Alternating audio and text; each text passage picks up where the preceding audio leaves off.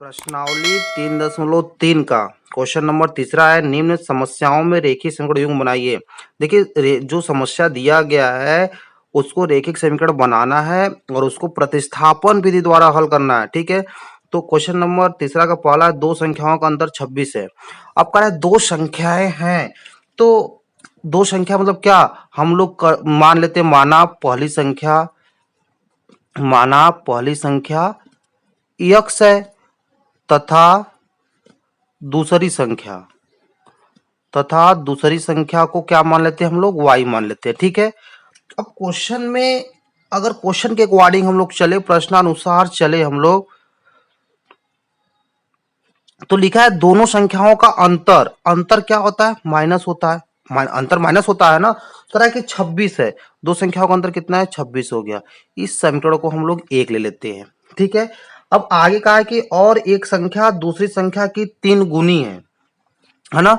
अब क्या है कि जब एक संख्या है और दूसरी संख्या है, ठीक है ना, जब एक संख्या है दूसरी संख्या में क्या हो रहा है, तुलना की जा रही है। जब हम बताए थे, जब बताए भी थे कि अगर आप लोग ऐसा अगर तुलना की जाती है तो उसके बीच में इक्वल का चिन्ह लगा दिया जाता है।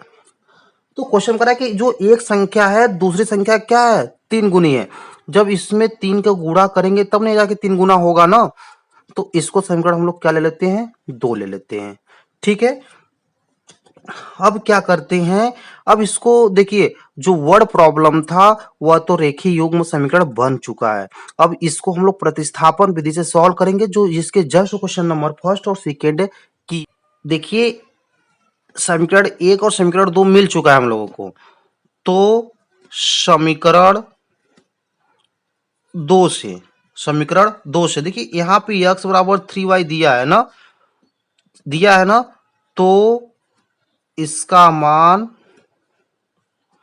समीकरण 1 में रखने पर ठीक है, जब समीकरण 1 में रखेंगे तो समीकरण 1 क्या है, x माइनस वाई बराबर क्या है, 26 है। अब x का मान क्या है, 3y आप लोग रख लीजिए, फिर माइनस वाई बराबर क्या है, 26। 3 में से 1 गया, कितना हो जाएगा, 2y बराबर 26। यहाँ पे y हो जाएगा 26/2, मतलब कट जाएगा, 13 आ जाएगा। y बराबर कितना आ गया, 13। देखिए एक का तो मिल गया, y बराबर कितना आ गया, 13। अब y का मान समीकरण 2 में रखने पर, ठीक है ना, जब 2 में रखेंगे तो क्या है, x बराबर 3y था। अब x बराबर 3 गुणते y कितना है, 13 है, 13, x का मान कितना का, 13 3 39, मतलब इतना आ गया। तो इसको हम लोग कह सकते हैं कि अतः x बराबर 39, y बराबर 13।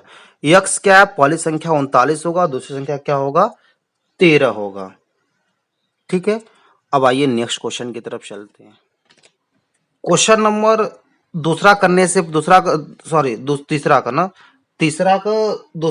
से पहले हम लोगों को एक चीज जानना पड़ेगा कि संपूरक कोण होता क्या है। संपूरक कोण होता क्या है, देखिए संपूरक कोण वह होता है यदि जो दो कोणों का योग, क्या चीज, जो दो कोण आता है, दो कोणों का योग, कितना होना चाहिए, 180 अंश होता है।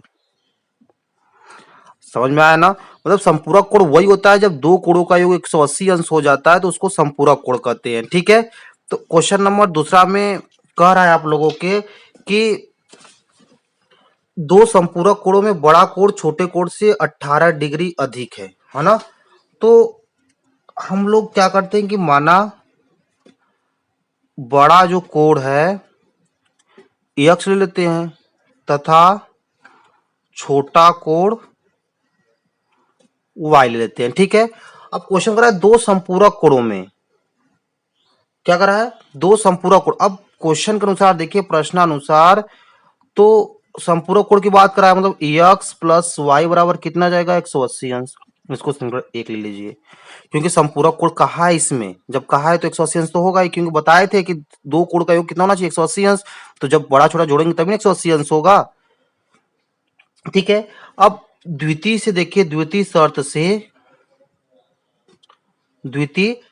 से तो लिखा है कि जो बड़ा कोण होना चाहिए छोटे कोण से 18 डिग्री अधिक है। देखिए बड़ा कोण छोटा कोण और दोनों के बीच में कंपेयर की जा रही है ना, तो इक्वल का चिन्ह लगा दो। कह रहा है जो बड़ा कोण होना चाहिए छोटे कोण से कितना होना अधिक होना चाहिए 18। जब इसमें 18 जोड़ेंगे तब ना दोनों बराबर होगा, क्योंकि हमको बराबर करना है। और क्वेश्चन में कहा है कि जो बड़ा कोण होना चाहिए छोटे कोण से 18 अधिक होना चाहिए। जब इसमें 18 करेंगे तब ना इसके बराबर होगा। तो इसको हम लोग समीकरण 2 ले लेते हैं। ठीक है।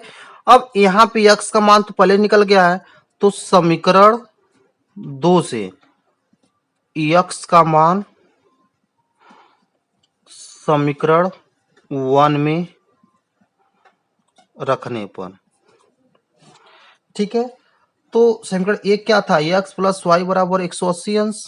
x का मान रख दो, y प्लस 18 प्लस वाई, तो y रखिए 180।